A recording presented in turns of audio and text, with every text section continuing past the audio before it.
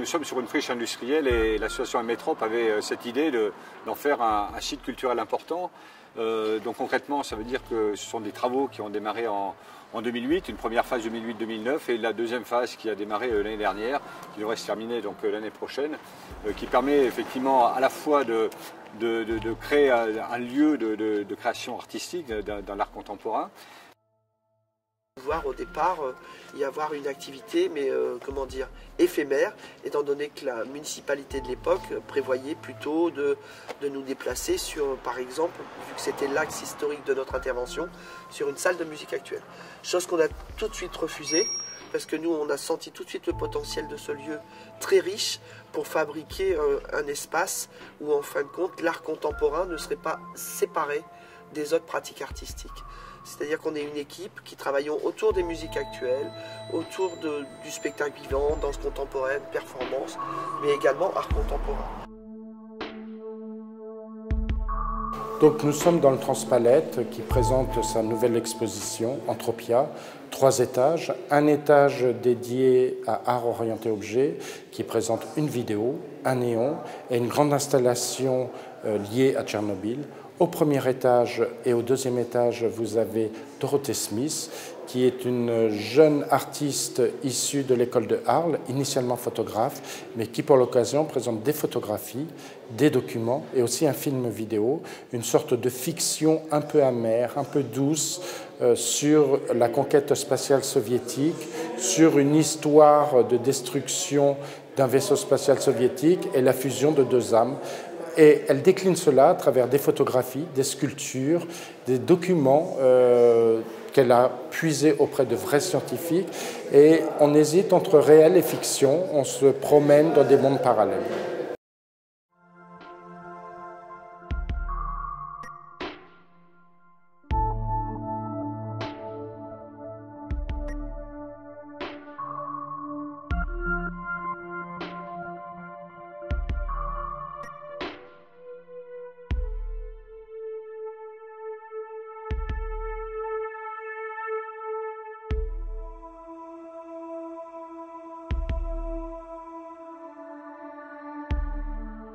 Film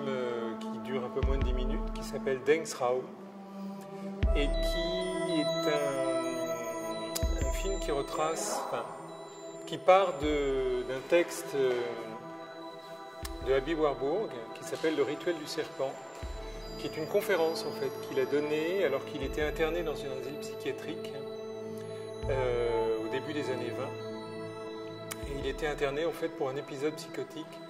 qui était dû essentiellement à la Première Guerre mondiale, qu'il a ressenti sans la faire, mais qu'il a ressenti comme un naufrage de la civilisation. Et l'histoire du rituel du serpent, c'est donc une conférence qu'il a donnée à sa propre initiative pour prouver à ses médecins qu'il n'était pas fou et qu'il pouvait donc sortir de la clinique. Et il a décrit dans cette conférence un rituel auquel il avait pu assister chez les Hopis à la fin du XIXe siècle, dans lequel les jeunes guerriers en fait, prennent des serpents en bouche pour montrer qu'ils peuvent vaincre la peur la plus extrême qu'ils ont. Et vainquant cette peur, ils prouvent qu'ils peuvent maîtriser les éléments. Et ensuite, après cette cérémonie, il pleut, puisque le serpent en fait, est une figure de l'éclair. Et pour Aby Warburg, cet épisode était resté comme une sorte de ce qu'il a appelé un Andachtstraum, un espace de contemplation, c'est-à-dire un monde, un temps où en fait l'homme est lié à la nature et peut à la fois vaincre ses peurs et maîtriser cette nature. Ça, ce rituel du serpent, c'est que à travers 2 époques, qui sont l'époque de Aby Warburg jeune et l'époque à laquelle il a été interné, après la Première Guerre mondiale, qui de toute façon a été vécu par beaucoup de gens comme un traumatisme, une espèce de sommet d'une industrialisation, y compris de la guerre, et qui a engendré beaucoup de traumatismes après, y compris dans le champ de la culture, de l'art, etc. On s'est rendu compte que ça nous parlait, parce que nous-mêmes vivons à une époque qui est une époque charnière, qui est une époque de transition, où le progrès en général nous a apporté beaucoup de bien-être, mais à développer en même temps des nouvelles maladies, des nouveaux malaises qui sont beaucoup plus insidieux parce qu'ils sont en nous, on ne les voit pas forcément, ils ne sont pas à l'extérieur de nous. La pièce qui est à côté, donc qu'on a appelée l'herbe noire, est une installation. Donc on a un film, un néon, une installation. C'est une installation qui se voit donc complètement dans le noir, puisqu'elle est sous lumière noire. Et c'est une sorte de bac à sable dans lequel sont plantées des herbes en verre qu'on a réalisées donc au Chalumeau, au centre d'art verrier de Meisenthal. Et la particularité de ce verre, c'est que c'est un verre qui contient de l'uranium et qui donc peut être ionisé par un tube fluorescent et apparaît donc dans une sorte de halo vert alors que la pièce est complètement plongée dans le noir.